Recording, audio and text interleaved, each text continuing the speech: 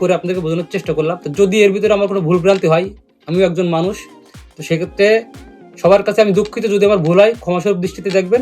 তো hello guys, এরকম চিলবেশ, ওয়েলকাম টু মাই চ্যানেল র্যাপ্রেক্স ব্লগ।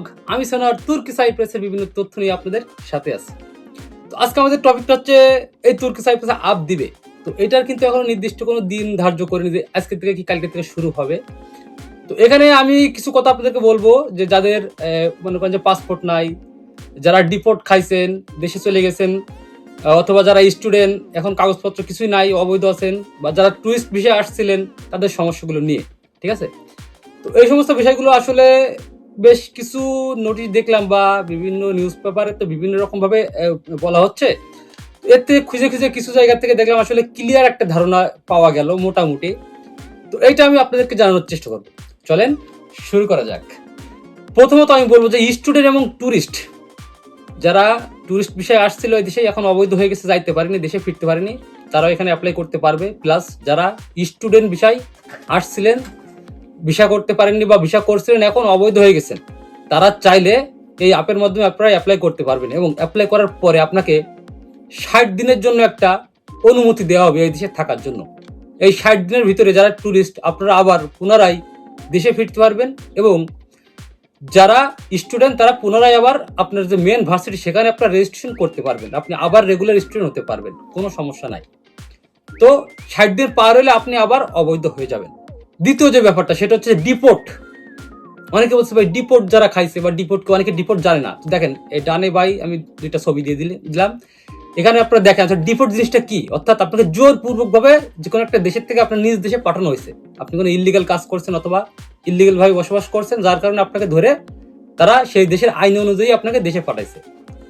যারা ডিপোর্ট খাইছেন তারাও চাইলে এখন অ্যাপের মাধ্যমে অ্যাপ্লাই করতে পারবেন বা আবেদন করতে পারবেন, ঠিক আছে? যারা এই মুহূর্তে অনেক বাঙালি ভাই ব্রাদার যারা বাংলাদেশে আছেন, ধরা খেয়ে বাড়িতে চলে গেছেন, তারা চাইলে আপনার কোম্পানির সাথে বা আপনার কোম্পানির মালিকের সাথে যোগাযোগ করে আপনারা অ্যাপ্লাই করার চেষ্টা করতে পারেন। একটা কথা বলি এর ভিতরে, যে যারা মূলত একটা ভালো ওয়ার্কার ছিল কোম্পানির, ভালো একজন উস্তাদ ছিল, মিস্ত্রি ছিল, আর সেই কোম্পানিতে সেই লোকটা দরকার, পুলিশে ধরা খাওয়ার পরে আপনার মালিক চেষ্টা করছে আপনার ছাড়ানোর জন্য, কিন্তু ছাড়াতে পারেনি। আমার যতটুকু ধারণা শুধুমাত্র এরাই চাইলে এই অ্যাপ্লাইটা করতে পারবে বা এদের জন্য একটা সুযোগ আছে।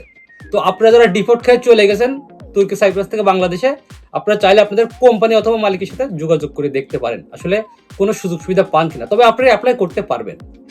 3 নম্বর যে বিষয়টা সেটা হচ্ছে ভাই, যাদের পাসপোর্টই নেই বা পাসপোর্টের মেয়াদ নেই, তাদের অবস্থা কি হবে? তো এই বিষয়টা সম্পূর্ণ আমি আমার ব্যক্তিগতভাবে বলতেছি। সেটা হচ্ছে যে কিছুদিন আগে হয়তো আপনারা জানেন, ইমাম ভাই, ইসমাইল ভাইটাই সহ যারা আমাদের প্রবাসীদের নিয়ে কাজ করে, এরা কিন্তু শ্রম বিভাগের মন্ত্রীর সাথে দেখা করছিল এবং বিভিন্ন ধরনের দাবি পেশ করছিল, ঠিক আছে? তো এই দাবির উপর ভিত্তি করে তারা যদি চায়, যাদের পাসপোর্ট নাই বা পাসপোর্ট হারাই গেছে বা মেয়াদ শেষ হয়ে গেছে, এদেরকেও আমরা একটা সুযোগ দিব। যদিও কোনো নোটিশে এরকম কোনো কিছু উল্লেখ করা হয়নি, তো এরা যদি চায় এরকম ঠিক 60 দিনের একটা অনুমতিপত্র আপনাদেরকে দিতে পারে, যে এই অনুমতিপত্র নিয়ে আপনি দেশে যাবেন, সেখান থেকে আবার পাসপোর্ট নিয়ে আসতেও পারেন, বা আপনি একেবারে দেশে যাইতে পারেন। যাই হোক, এটা আমার ব্যক্তিগতভাবে একটা মতবাদ আমি আপনাদেরকে দিলাম, যে যেহেতু ইমাম ভাইরা একটা দাবি করছিল বা একটা দাবি উঠাইছিল, তার উপর ভিত্তি করে যদি এই দেশে সরকার একটা সুযোগ দিতে চায়, সেক্ষেত্রে হয়তো আপনাদের সাময়িক কিছু সময়ের জন্য একটা সুযোগ দিতে পারে। তবে কোনো নোটিশ এখানে কিন্তু উল্লেখ করা হয়নি, আমি বারবারই বলতেছি এই বিষয়টা কোনো নোটিশে উল্লেখ করা হয়নি যাদের পাসপোর্টের মেয়াদ শেষ অথবা পাসপোর্ট নেই। তো এটা ডিপেন্ড করে সম্পূর্ণ এই দেশের সরকারের উপরে। যাই হোক, সর্বশেষ একটা কথাই বলতে চাই, সেটা হচ্ছে যে আপনারা যারা স্টুডেন্ট আছেন, টুরিস্ট আসেন, তারপরে মনে করেন যে আপনারা ডিপোর্ট খাইছেন, আপনারা সবাই আবেদন করতে পারবেন। এবং এই অ্যাপে যারা এই ধরনের ব্যক্তি আছেন তারা উইদাউট এনি কোম্পানি আপনারা আবেদন করতে পারবেন এবং 60 দিনের একটা পারমিশন আপনারা এখানে পাবেন। এই 60 দিনের ভিতরে আপনার যে কোনোভাবে একটা ব্যবস্থা করতে হবে, হয় পার্মানেন্ট থাকার একটা ব্যবস্থা করতে হবে, তা নাহলে দেশে চলে যেতে হবে। এই 60 দিন পরে আবার কিন্তু আপনাকে ধরা শুরু করবে পুলিশে, ঠিক আছে?